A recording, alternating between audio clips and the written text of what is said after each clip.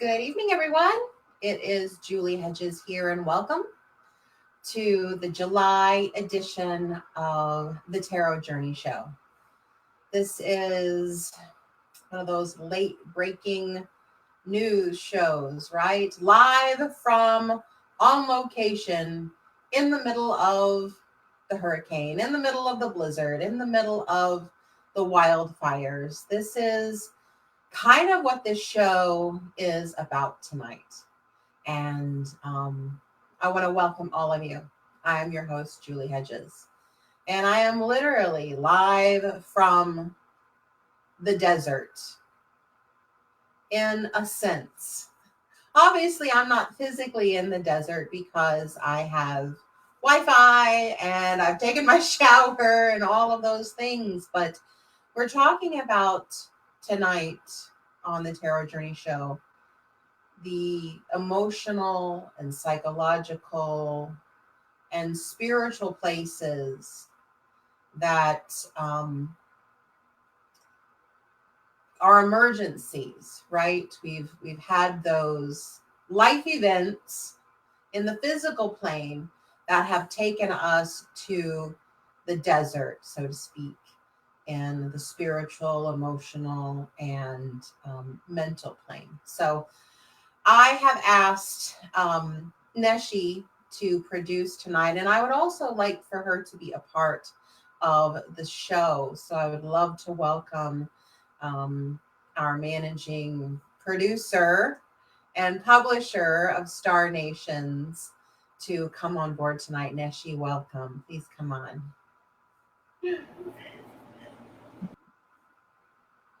Join me here in just a minute. Now, this is the new studio, so I'm kind of getting used to the whole setup.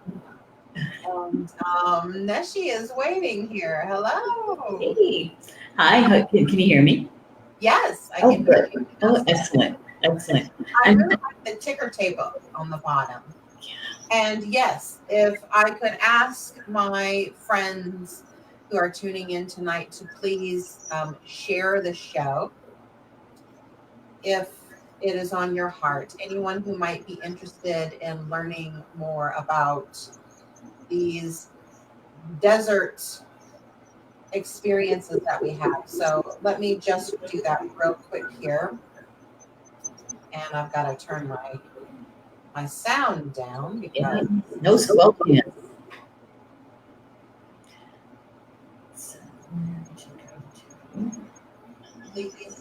Okay, so I'm trying to get that shared to my timeline. If I could spell, it would really be good. Oh, I have to be quick, and I'm not so good at being quick. But I see some folks here on my phone. I see people who have jumped on tonight. So Barbie is with us, and Rob is with us, and Stephanie is with us. Thank you. This is a new time for the Tarot Journey Show. So we're going to come to you live on the third Monday of every month at 8 p.m. Eastern, 7 Central. So we've jumped up here in the time slot. So thank you all for being so flexible and adaptive to join us. Yeah, I'm just kind of laughing because this is actually Stephanie who is helping us share the show out. Seeding the light is what she calls it. Oh, yay! Yeah, isn't that sweet? Thank you, Stephanie. And yeah, Barbie's here. Ooh, Barbie, good to have you here. It's a pretty picture. It's here too. The desert in Evansville. Yes, the desert in Evansville as far as life events go. Now, I did announce last month that I was going to have Polly Jo LeBay as a guest, and we were going to tag team and talk about our energy centers and chakras. But as you might be aware, she had some things going on in her life experience, and I've just had some recent things go on in my life experience that we both have to just take care of right now. So we are going to come back to that. We're going to have that spiritual conversation and do tag team on the Tarot Journey show at a later time. So no worries there. We're just putting it off a little bit because of some life circumstances. So welcome, Neshi. Pinch hitting. Yes, thank you for You're welcome. producing tonight. I needed that extra. I needed that support, and I think Star Nation needs that support because we are going to talk about two different perspectives in what's going on here. But before we actually get into the content, as we always do on the Tarot Journey show, the ground gets centered, and we also set sacred space, because even if we're talking about these life events and the cosmic energies and having these cosmic conversations, we are doing soul work. And we want to create that container. Yes. So that our bodies, minds, and spirits can hold what we are experiencing.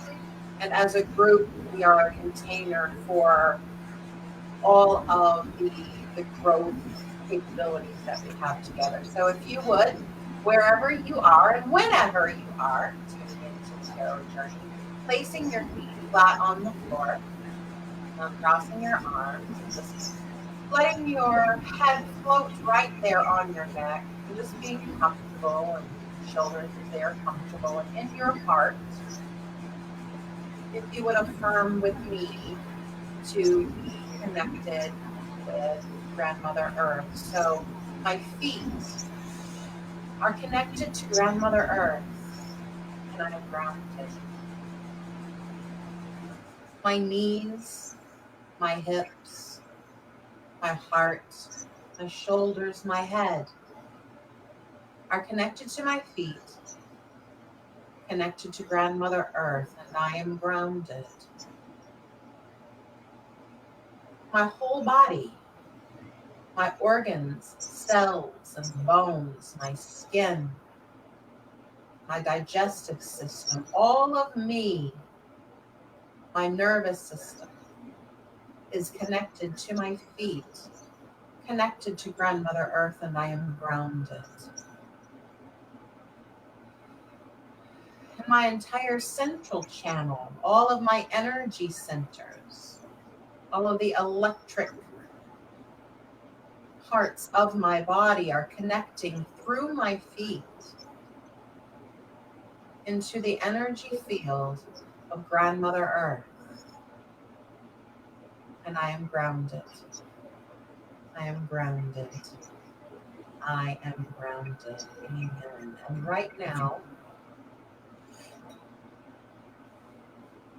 in your own way, to imagine your spiritual team joining you, I'm going to call in for myself, my angels and allies, Michael, Uriel, Gabriel, Raphael, Archangel Raziel, Archangel Metatron, to overlight us, and my allies in spirit to be here, as we are talking this evening about being in the desert. What is a desert experience, and what, in this cosmic conversation on the Tarot Journey show, live from the desert, what does all of this mean? So thank you to the angels and allies for joining us. And we have sacred space now. Wow. So I just wanted to read the promo that we set for the show, because it really encapsulates where I've come from with this particular topic. So working on my tan in the middle of the desert is what this is called. Congratulations. You've graduated to a place that doesn't fit your now. You're leaving something. Something is leaving you. You've graduated. Congratulations. But the path of your new is taking you through the desert. So in the desert, you might get thirsty. You might wander around confused because it looks like an oasis over there, but it's really just the heat coming up off of the ground. You might meet some crazy critters out there in the desert. You might feel completely alone without even a shade tree or a shade cactus or a shady rock to rest under. You might feel that way. But that is the path to your new. So now you might be in the desert, but the path to your new goes through the desert.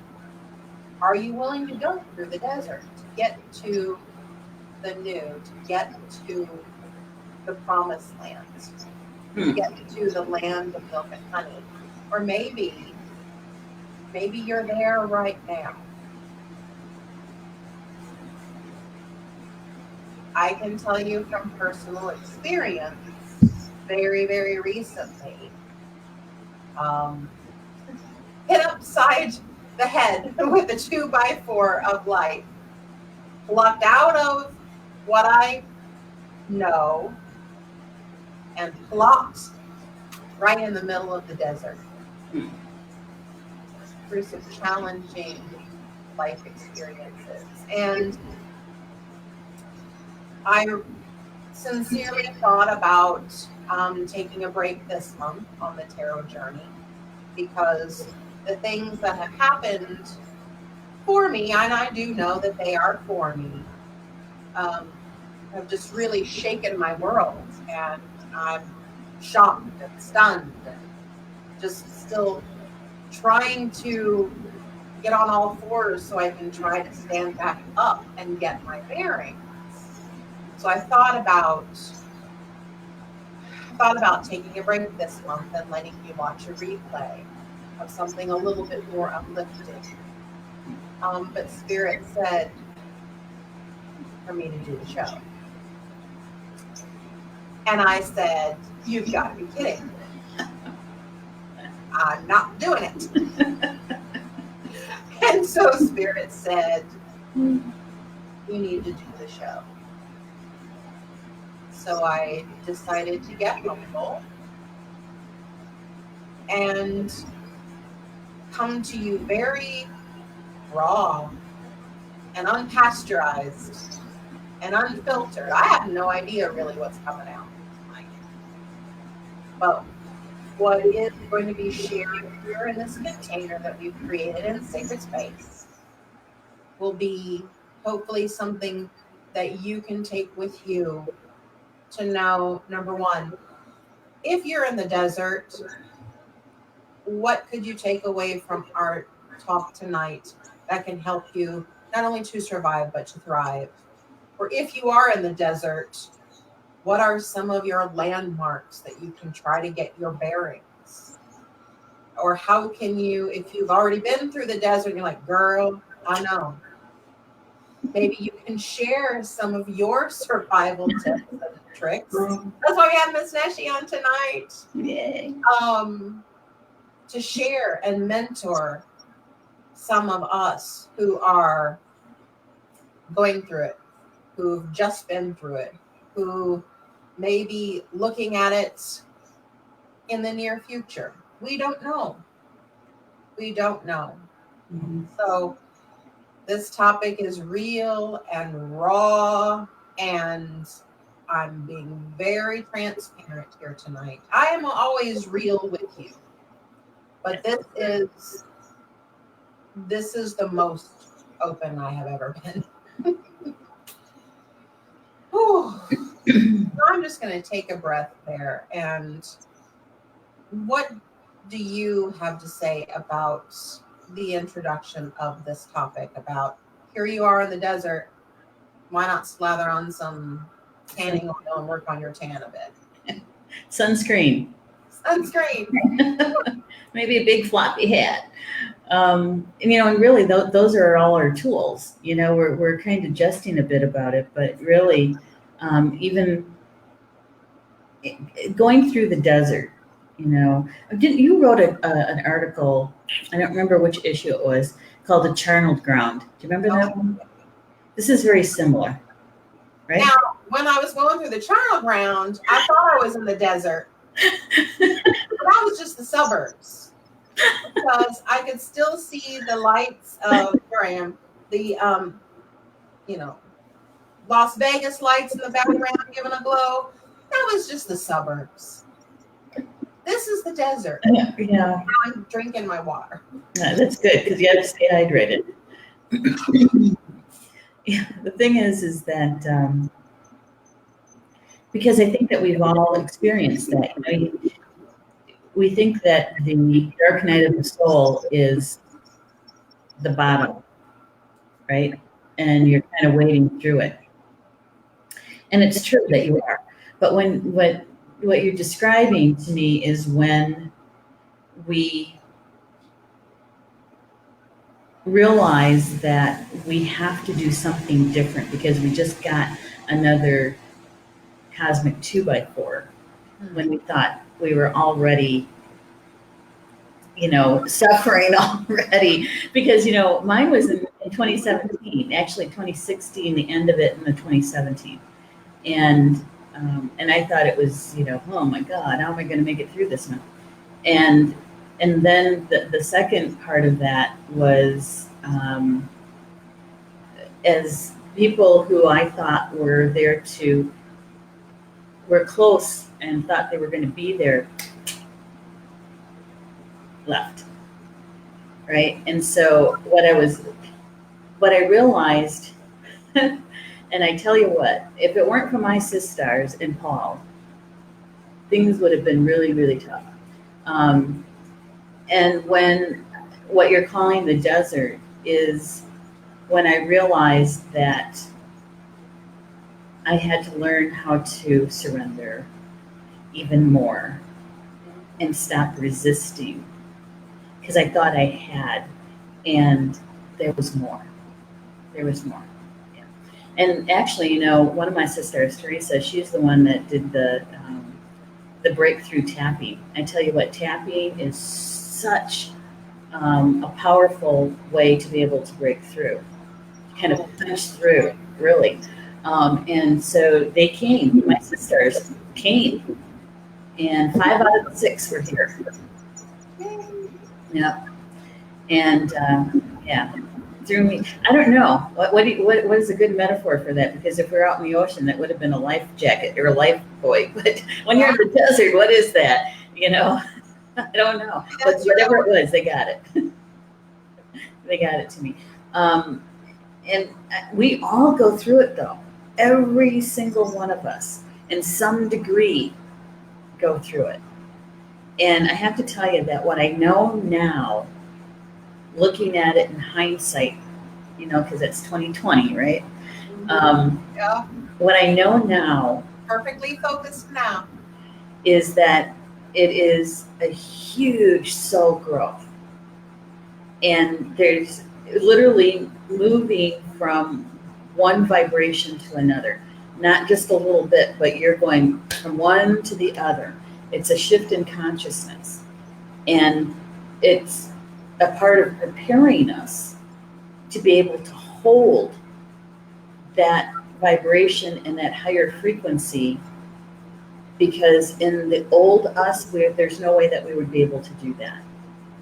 And so really it is about the shedding and the removal of things that are no longer supporting you. That those are the things, some of the things that we're holding on to, that we're resisting, right? Don't take that from me too.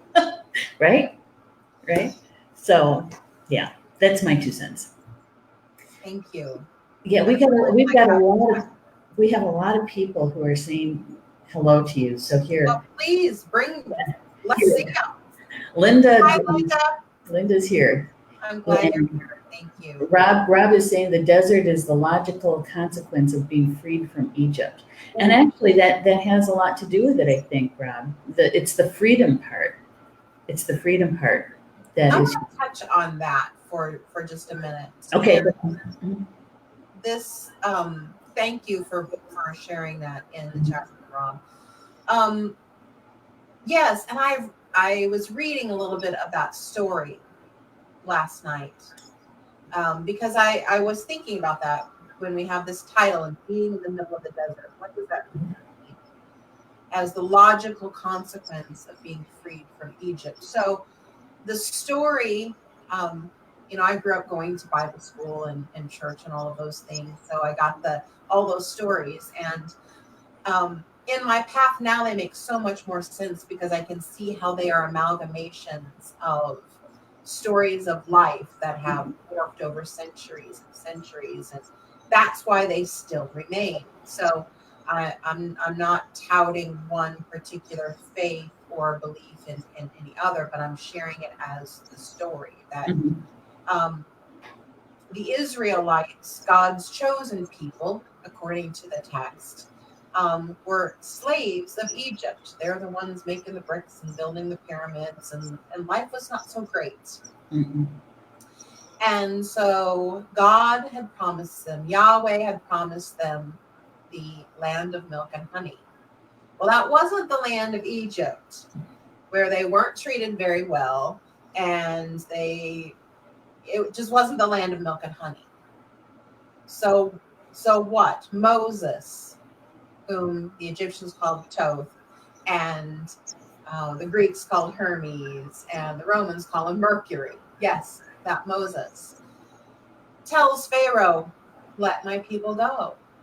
And so, you know the story. After all of the plagues and all of the weird things that Yahweh did to show his power, finally the Pharaoh said, "Just get out.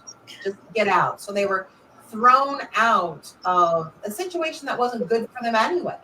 It wasn't the land of milk and honey.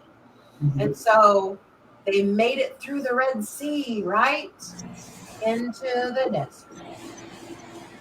Into this place of wandering around for 40 years. And what I love about the Bible is there's actually, most of it's astrology.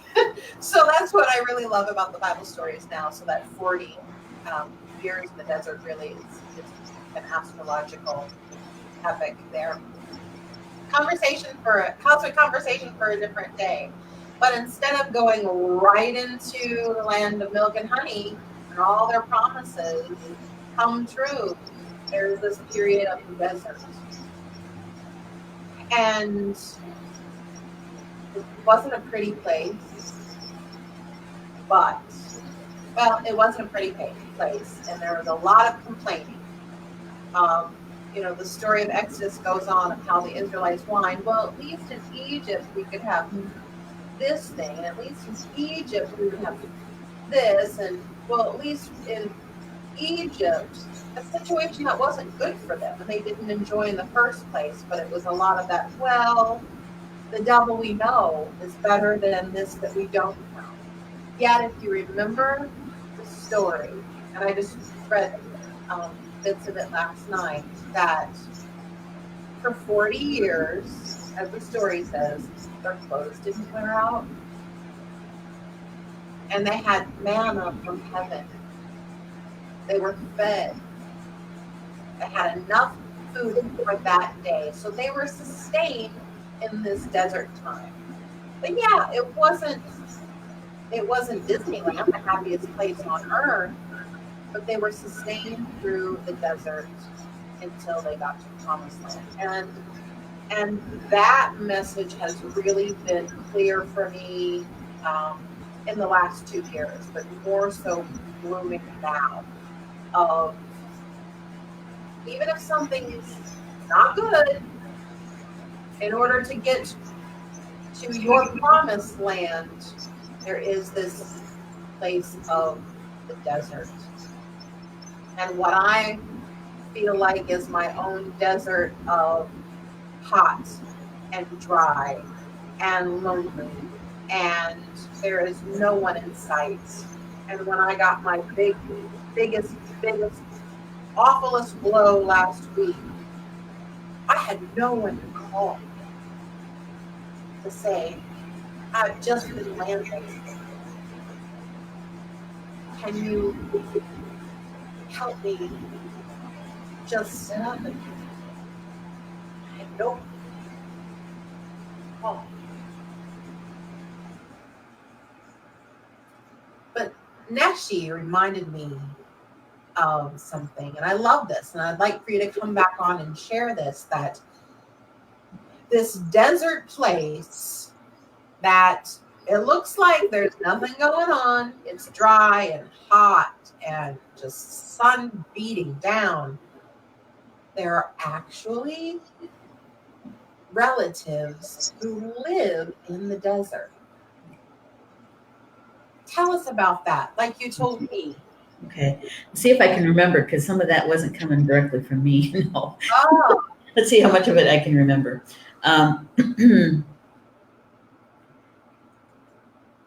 We needed a reminder that the desert, even when it is a hot desert, right? That at night it's cool. It cools down at night. And that's when a lot of the relatives who live there, the animals, that's when they come out. They know how to find water, right? And so they can survive there. They actually thrive there. And there's plants there actually too that do bloom. It does go through the seasonal changes. Deserts do. It might not look like it is what we're used to, but it's still there. And we still have, I love that story, about the Exodus, because when I was listening to it, I thought, there's also food there too. There's also food there. If we watch the animals and see what they eat, they'll show us what's there, right? They'll even give of themselves to us so that we can survive. They will. And so I shared that with Julie, that portion, because we need to remember that the universe is always, spirit is always supporting us, even though it may look like or feel like it's not, that it's not there. It is there. Because even in the desert, our relatives thrive there. Some of them do. They were chosen to live there. Yes. Right? Wow. Imagine being chosen to live in the desert. But that was so profound, and I really appreciated when you shared that. So thank you for sharing it again tonight. You're welcome. You're welcome. You're welcome. Do we have other people who are sharing their desert experience? Well, we got a lot of people here. let me go. Becky's here saying hello. Hello, Becky. And Marie is here too, and she said that she shared. Oh, thank you. Appreciate that. Bronwyn says hello. Bronwyn. Wonderful Reiki practitioner. Yeah, oh, hello.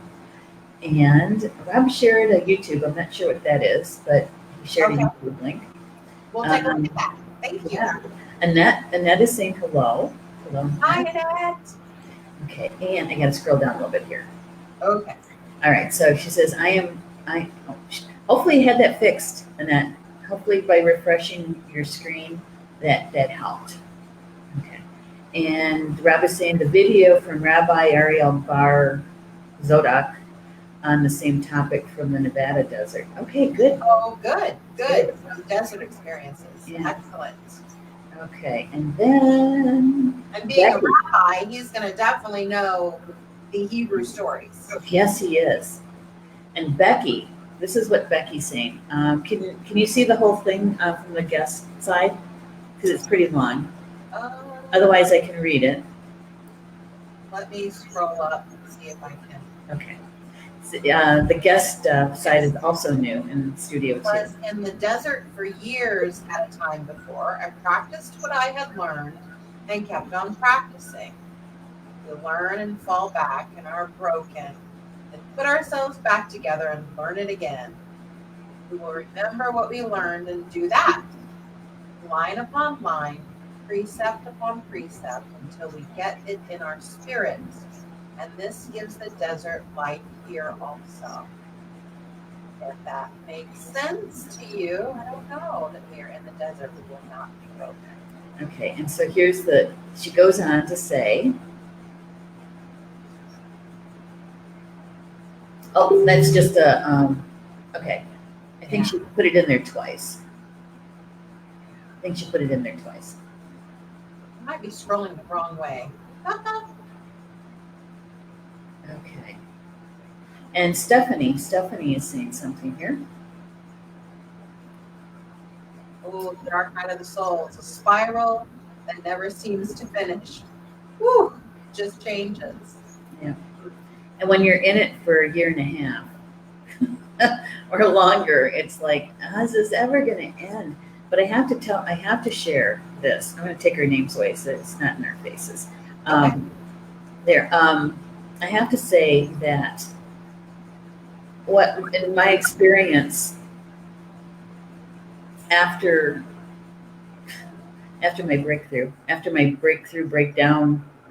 my break, is that I realized that it was in the resistance of the change and what needed to change. My resisting it is what brought me the most pain, the most emotional pain. It's when I let that go and said, all right, I'm letting it go. I'm surrendering, that the pain was tolerable and I could move through it. What got you to the point where you said, okay, when did you know that it was your resistance that did that? And then when were you able to say, okay, because I'm stubborn. Yeah, I know. I think we all are to a certain degree. I remember because I was crying every day, multiple times a day. It was like, you'd think I'd be dehydrated by then, right? At the end of the day, I'd cried so much. And I remember going upstairs because I'm still taking care of my mom at the same time. Yeah, and so I remember going upstairs and laying down on the bed and feeling so tired and so distraught. And I was talking to my spiritual team and I said, I really, really need your help. I don't know what more I can do to get through this. Am I going to get through it? And in that moment, because I really felt like I was alone, I really did, is that I felt like somebody was cradling me. Somebody was holding me and just allowing me to cry, right? And who was that? I thought maybe it was my guardian angel. No, it was me. It was my higher self. And it was just saying, just rest, just relax, just relax. We've got you. And when I realized it was my higher self, it was like if somebody had that light bulb thing over your head, it's like, and I've taught this, I don't know how many years. At a soul level, we already know. We already know. And realizing that it was my higher self that was really stepping in to take the wheel. That's when I let go. Because it was like, oh yeah, how could I forget that? How could I forget that? And that's why I know that whatever that we're going through, that if we can just surrender to that and have faith in and trust in ourselves and our soul, that we're letting go of anything and everything that will no longer be able to be in that higher vibration. That's what we're letting go. Rather than holding on to it so tightly in that stubbornness and blaming everybody and everything when we don't even have to do that. Because the answer is here, basically. Just remembering that is like, oh my God. Oh, and Becky's there and she's saying, I think that we need to go back and forth in the desert. Yeah. Yeah. A lot of that, I think, I don't know if you'd agree with this, Julie, is that I think a part of the desert is the start of the integration. That at the very beginning of the integration time, when we've moved through it, gained whatever life lesson we were supposed to get, we don't have the wisdom yet. Okay. We haven't put together the 1 + 2, 1 + 1 to get 2 yet.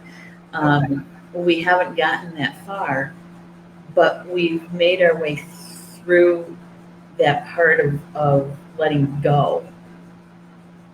And that's what brings you into the desert?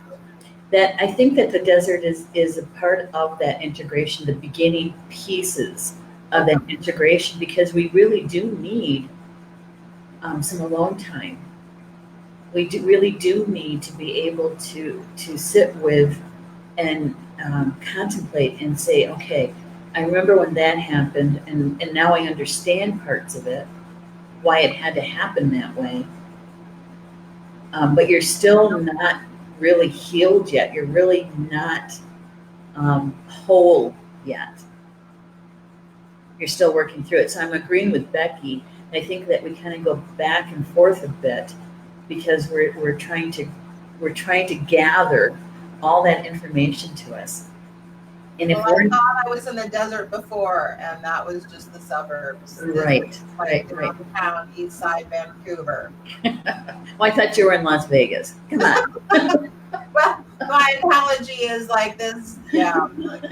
Pat it's a whole different desert. Yes. Pat's an idea. And Tim's here. Tim, my longtime friend. We're not old friends. And he lives in Nevada. Okay, hey. My longtime friend. We're not old. So we're not old friends, but we're longtime friends. Oh my God. We would sing together all the time. Loved it. In the desert, we are waiting on the betweens of dusk and dawn because the day is sweltering and the night is freezing. Oh. Now, you guys have heard me say this a million times in the last 5 years, is that the Celts, the ancient Celts, what they believed was that the magic was between the betwixt and the between. So the magic isn't over here or over there, it's in between. And the desert is where the magic is. Oh. So I'm going to be looking for rabbits to be popping out of these holes and under from the rocks. And yeah, thank you. I also think it's important when you are in a desert experience, if your spirit feels like it, to work with a practitioner whom you can trust, someone to help give you a perspective. Because when you're down bloody on the floor, you cannot physically see any kind of higher perspective, and you can't even feel your way. And when you're really in the throes of whatever life event it is, all of your resources, all of your bodies are going to tend to triage. That's right. Do you have all your limbs? Are you bleeding out of some orifice? Are you internally bleeding? Yeah. Right.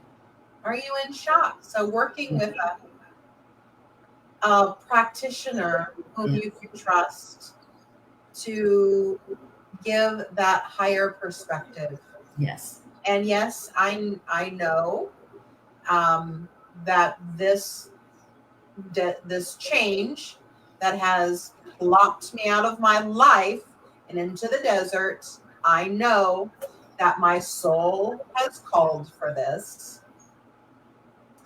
I don't like it because it is greatly affecting my life, but my soul has said it's time. Yes. And the cosmic conversation that my soul is having is the timing of the stars and the planets. So that's all lining up together. My soul says it's time. Yes. So even if I have potatoes on the stove, when it's time, it's time. Yes. And the soul's time, spirit's time is much different than our time. And like a time. yes, Yes. two at a time. And thinking about that old song from the 70s, oh God, about the father who's not there for his kid growing up. Cat Stevens. Yeah, okay. Yeah. He misses him taking his first steps, and he misses him playing ball and all of that. And at Cats the in end the Cradle. life, Cats in the Cradle. yes. Yeah. That song always made me cry, and I didn't understand what it was until I was an adult. But that whole thing of you're going along with your life, but your soul is saying, hey, do you have time to play catch with me? Do you have time to see me taking my steps and growing? Yeah. And if not, you'll get to the end of your life and feel completely left out. So I don't know where that came from. Like I said, this is raw and unfiltered. I don't know what's going to come out tonight. Yeah, Rob's going on with the story about it. He says it's interesting what brought them to Egypt. It was Joseph, but it turned on them. Well, you know, there's a lot of perspectives. There's many different ways to understand that, you know, that story. And I'm sure that some of them that some feel like they got turned on, right? That they were lied to. Here, Becky is saying something else here. Okay.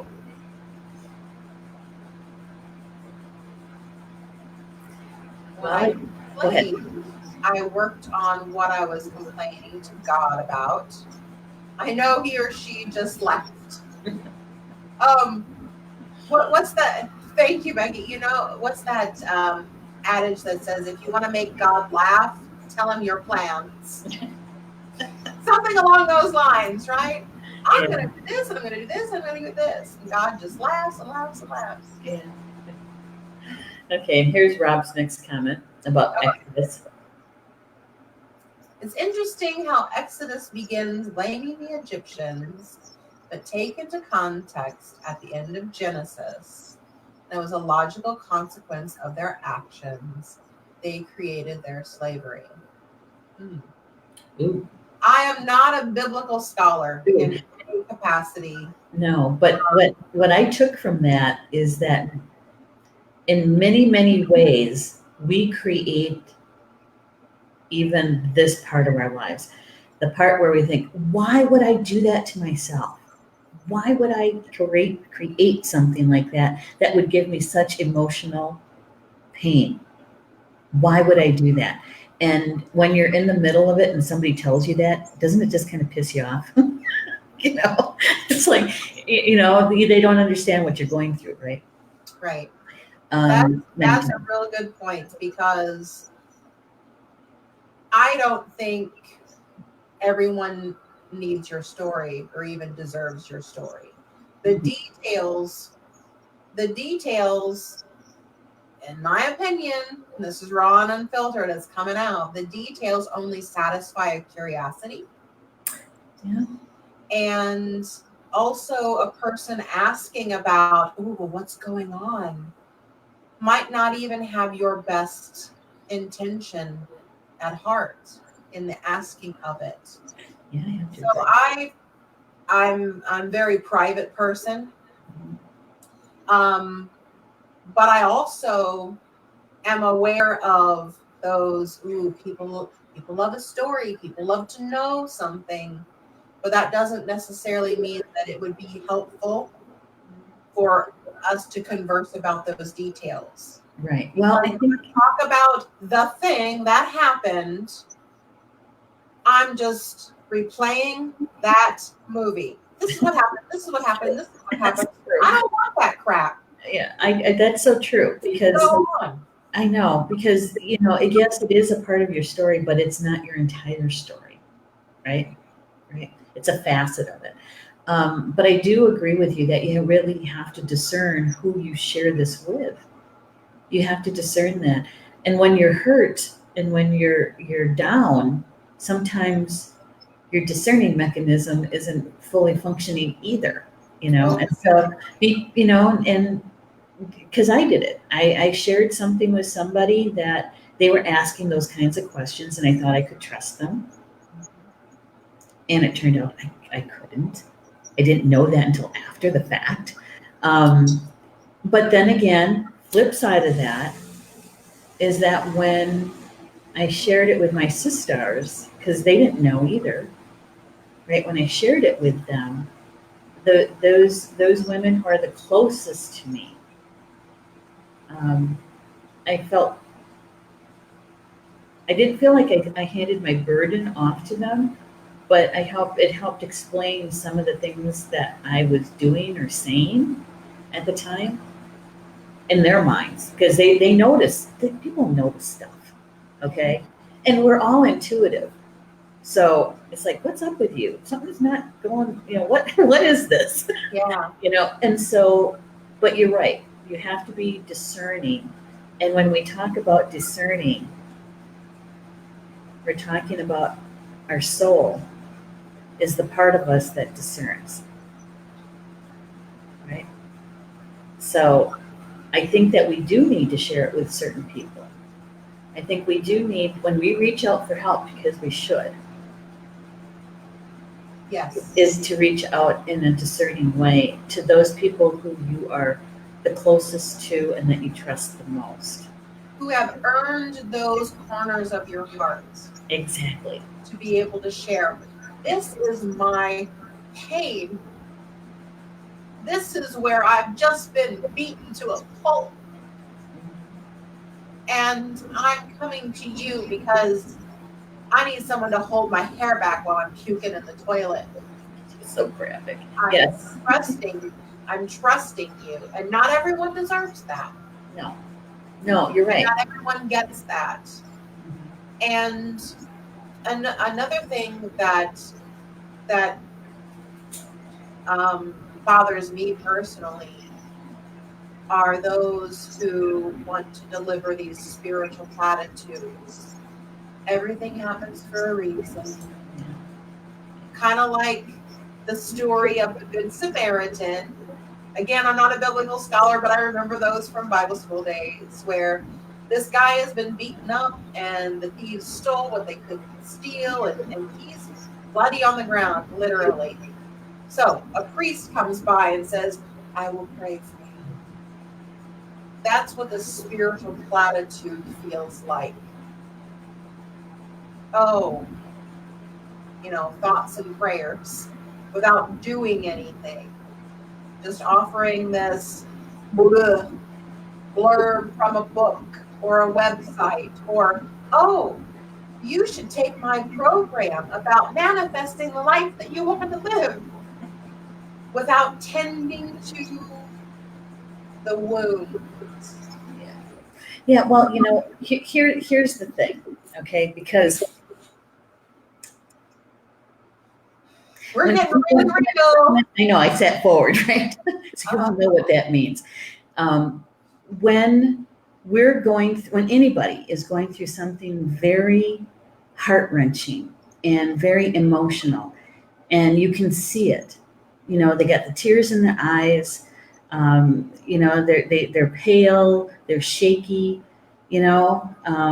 many people, even though you're a spiritual person and awake person, sometimes people just don't know what to say.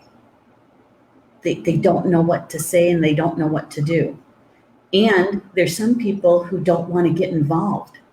Yeah.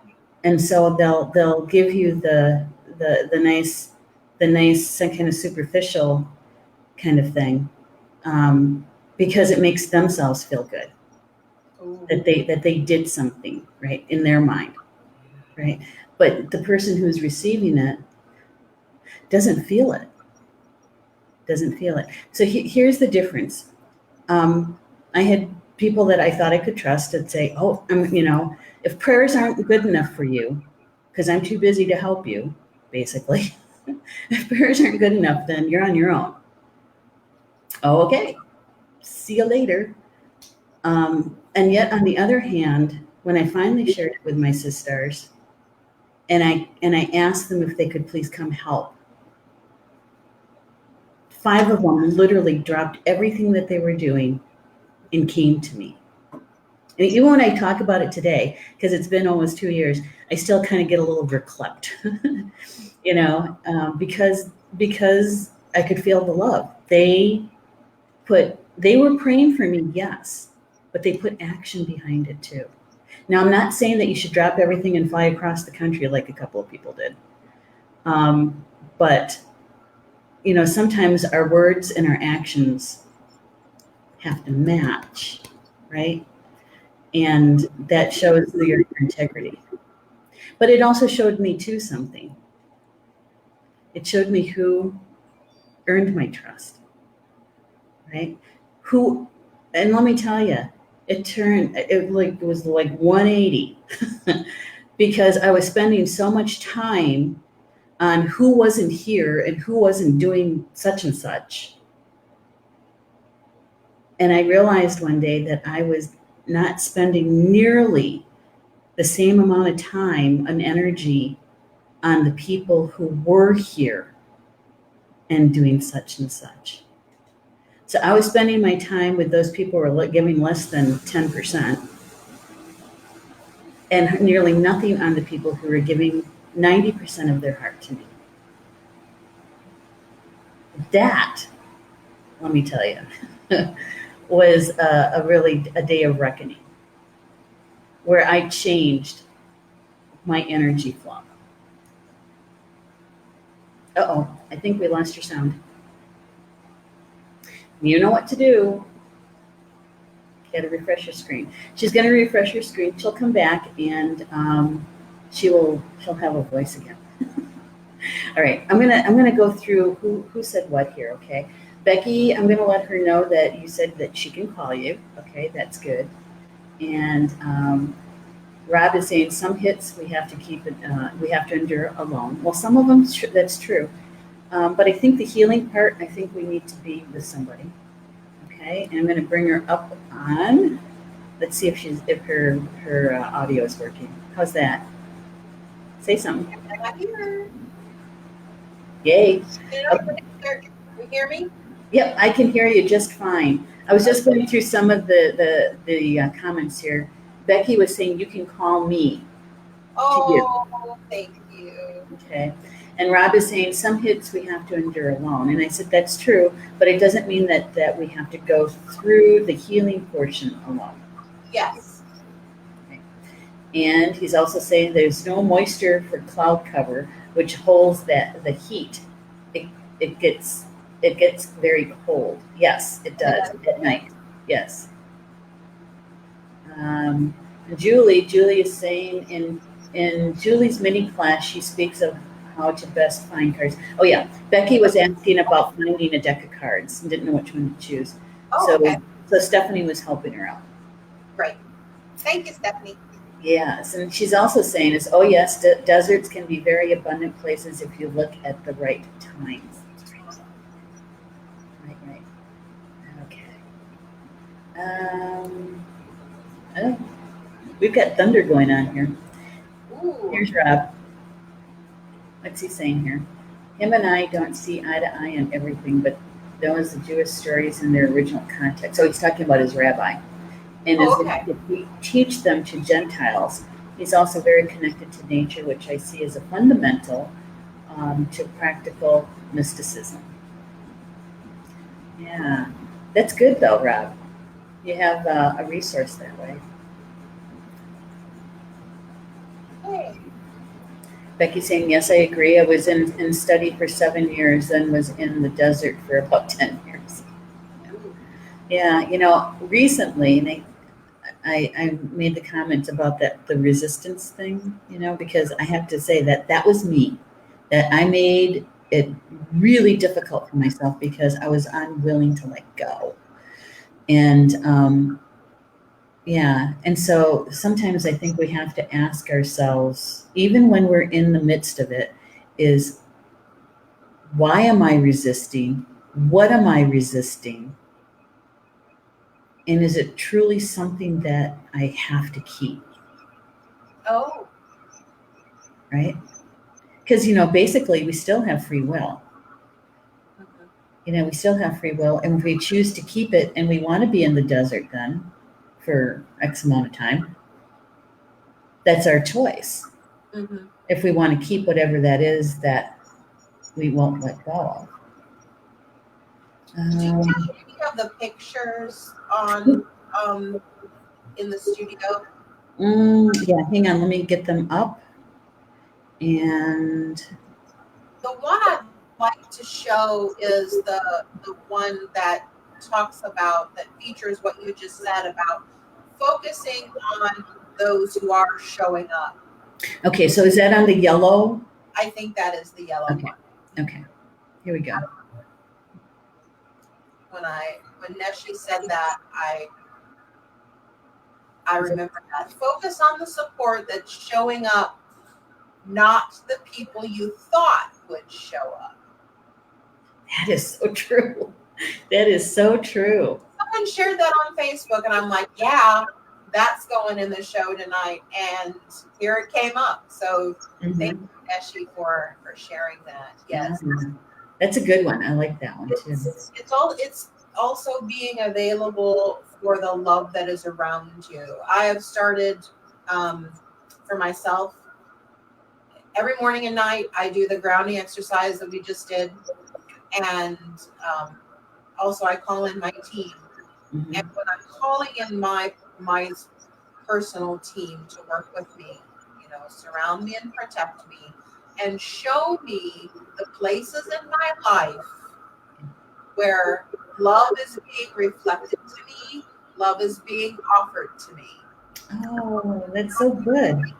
So today, I had love reflected to me. I was in between appointments and I was shopping, and two ladies, strangers, came up to me to tell me that they liked my blouse.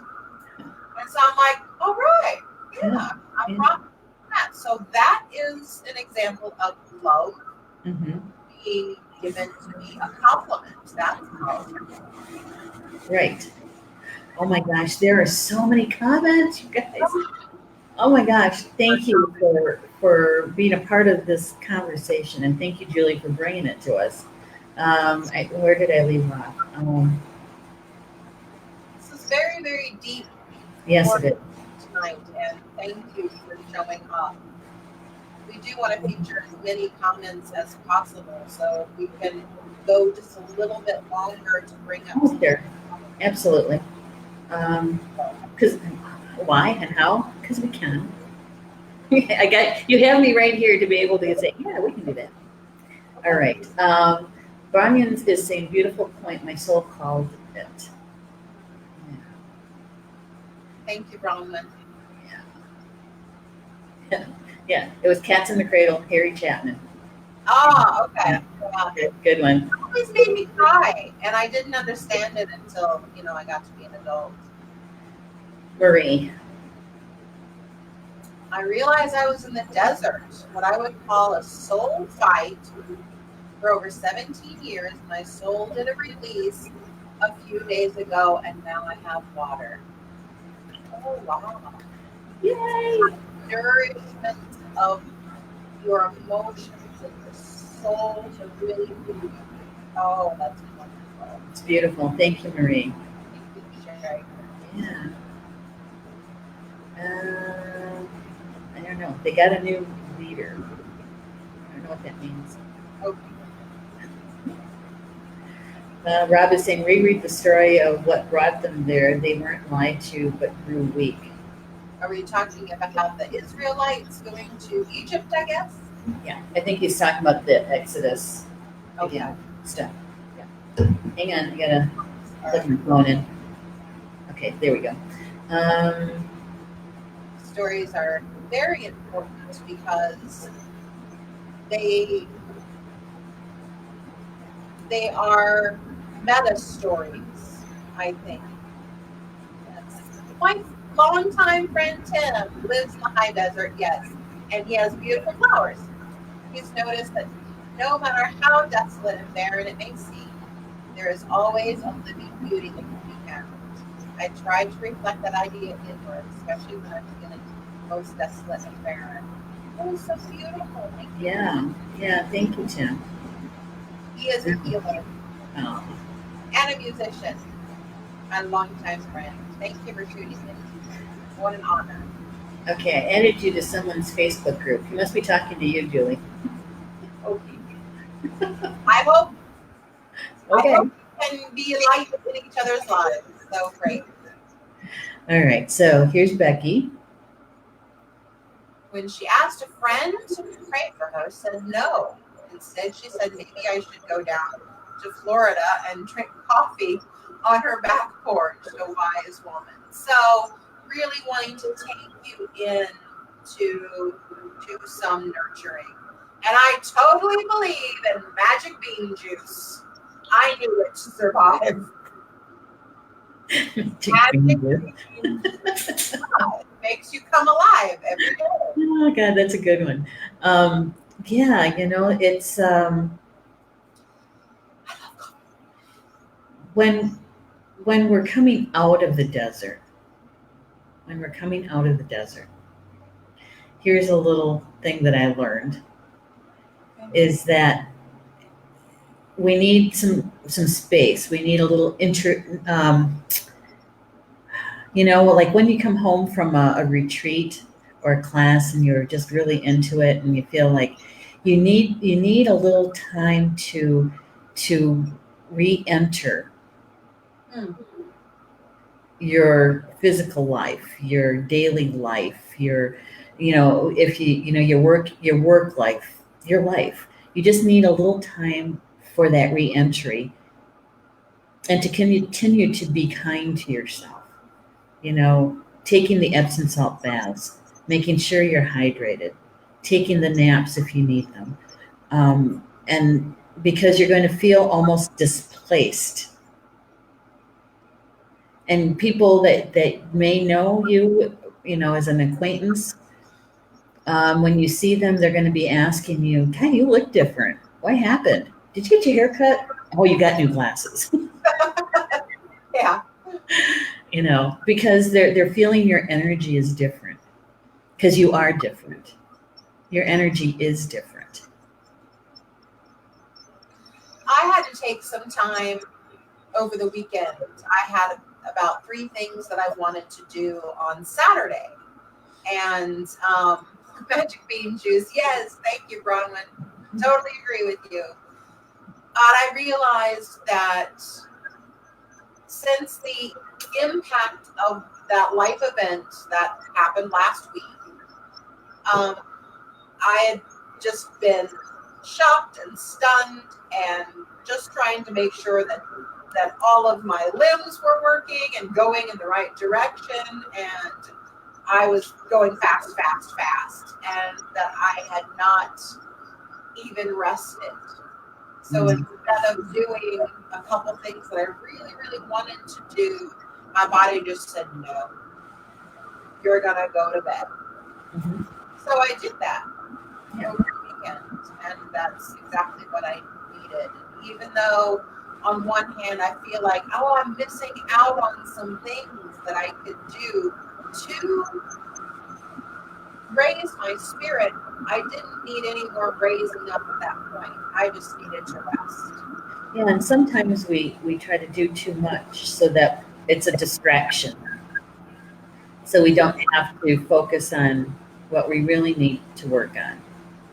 You know, you know.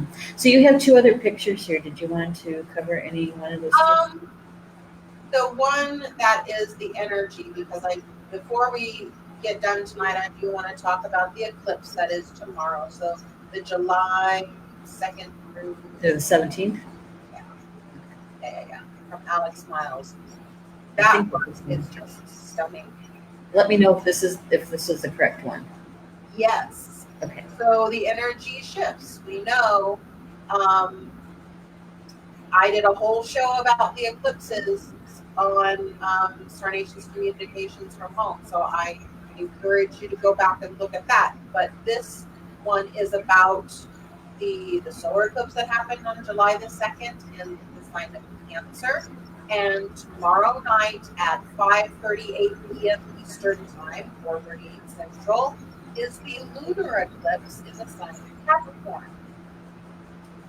Now, I am an evolutionary astrologer, and so I believe that all of these stars and planets that are flying around up there, that are also within us, and our souls are listening to those new vibrations and helping us to shape our lives to be in concert with that, not in strange cacophony. So what happened in my life that just lambasted me was really to knock me back into the soul resonance. Yes, I know that, but it's still very uncomfortable and I don't like it a bit. But just to give you a little bit about tomorrow on the eclipse in the sign of Capricorn. These eclipses in July, this is July 2nd, solar eclipse in Cancer. Tomorrow night, the lunar eclipse in Capricorn. These are literal seasonal changes because these are the cardinal signs. Astrologers will know what I'm talking about. Cardinal sign of Cancer, cardinal sign of Capricorn. That means these signs initiate seasonal changes. So going on up there, there's a reboot in a seasonal change that ignites a reboot inside of you to a seasonal change. Cancer is the seasonal change of summertime. That great fruitfulness. Things are blooming and growing. And at their fullness, at their peak. So on July the 2nd, the solar eclipse is a new beginning. So a new blooming for you, a new fullness of summertime for you in your life. Tomorrow, the lunar eclipse of Capricorn is a seasonal change of winter. So a lunar eclipse is a fullness, a completion, an ending. So tomorrow night will be a completion or an ending of something that is associated with a winter season of your life. And in winter, what do? We go within. We kind of get cozy and get warm. So it's internal work to be done. So there is a closing of a chapter. And the biggest thing that Capricorn says to all of us, it's time. It's time. Now's the time. Time to get up. Time to put that away. Time to finish that. It's time. So you might be feeling it inside. You might be seeing it in your life. So for me, it's time that event happened. So I'm going to give that picture it's solo, so it's easier to read. Old energy and harmful attachments are clearing. They're ending. New and unexpected positive energy is arriving. This is an unpredictable period, which means it's possible that You might have a life change that plucks you out of regular life and sends you into an alternative time warp or maybe the desert. But it's aligning and will soon make sense. Eclipse season brings closure and completion. This is an energy reboot, a reset, a positive restart. So yes, it is all working for all of us. We have to be real and we have to be loving with ourselves. And although we're running over a little bit, and thank you all for staying with me. I'm afraid I'm not strong enough to do individual readings tonight, just because of all of the shifts that I've had my own personal earthquake, and I'm still trying to make sure that all the walls are standing.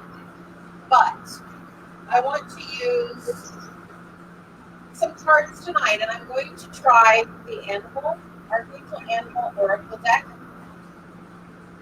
by Diana Cooper. And I'd like to see, for all of us, if you would want to open your heart to see what animal ally is supporting you. How am I doing with my sound? Yes. It's kind of scratchy. I was going to have you refresh your screen before you do the card drawing, so that hopefully your audio comes through clear. I'll be back. See, at least we know what to do, right?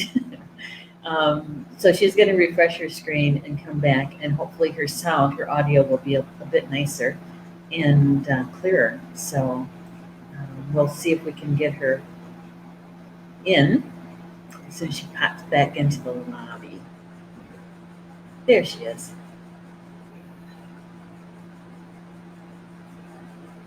There we go. Hey, am I back? How am I sounding now? Good. Okay. So, as I was shuffling, a card just popped out. That's how it works for me with spirit when I am using a deck. I don't need a deck to do my work, but I like to sometimes have a particular focus or to help deliver a message for someone. So this is the Archangel Animal Ally that can help us navigate the lunar cycle tomorrow, the full moon, the lunar eclipse. What is ending? What is being resolved? What's being fortified within us? What is saying it's time now? And so that is eternal. Be joyful and trusting. It's a good one. And let me see if I can find this. And so I'd like to actually read what she says. Here we go. I'm trying to hold this up and the book at the same time. About turtles. These highly evolved beings step down to Earth from another universe through the ascendant aspect of Jupiter. Turtles radiate these qualities in their energy fields. Like all reptiles, they maintain their original 5-foot source. Their sole mission is to help raise and maintain the frequency of our oceans and facilitate prosperity consciousness and higher knowing. They trust the land to look after their eggs and the sea to nurture their young. They form part of the dolphin's protective army by raising the frequency of the waters around them to create an impenetrable wall of light. Then lower entities cannot access the information turtles hold in trust. Turtles draw our attention to the importance of keeping the waters clean and often sacrifice themselves while doing so. So here you have a turtle. For being joyful and trusting. It's perfect. So that is our archangel animal ally that can help us navigate these waters of the lunar eclipse, because the moon and the lunar cycle is all about water and flow. Mm-hmm. Mm-hmm. Perfect card, huh? Don't you think? Wow. Definitely. Wow. And I know it's about time to wrap things up. I think Stephanie has put into the chat room, and I also have on my personal page, that I am offering the Eclipse Empowerment Packet Special. I only have 3 left. So if you want yours, get it. It is a 20-page, in-depth, detailed personal report on what all of the eclipses, there are 5 of them, what all of the eclipses of 2019 are doing to support you in your soul's mission, in your soul's expression here on Earth. So, Wait. Don't say goodbye yet. I got one more thing that I wanted to show everybody that I promised you that I would, and I almost forgot. You got to hang on just a second. I have to get to the picture of your article because you asked me about that. And it's just going to take me a second. Okay. The article that I wrote for Star Nations magazine is focused on the eclipses of July. So July the 2nd and July the 16th. So what they mean for all of us. And so if you are an astrology enthusiast and you have your chart and you can do that work, where you need to look in your own chart to see where those pieces of your life are being focused on, are glowing, or reflecting. Eclipse on my list, right? So, talk about the total solar eclipse there, and then on the other page would be the lunar eclipse. So you can look in your own chart for where Cancer is for you and what Capricorn is for you, and get an idea of what kind of life activities and circumstances are really being a focus for you. Yeah. And so the July issue of the Star Nations magazine, Stephanie also has the information in the comments if you're interested in reading Julie's July issue article, Eclipse on My List. It's a good one. It's a good one. All right. That was mine. Yay! So I want to thank everyone for joining me tonight for this very raw and unfiltered discussion. And thank you, Neshi, for producing the show and for giving us that perspective of what it's like to have been through the desert, looking back at the experience. And all of you tonight for sharing your desert experiences and your understanding of what that really means for you and how you are unfolding with it, or how you have unfolded with it. So from my heart to yours, may the peace that surpasses all human understanding be each and every one of you. Shanti. Oh, Shanti. Good night.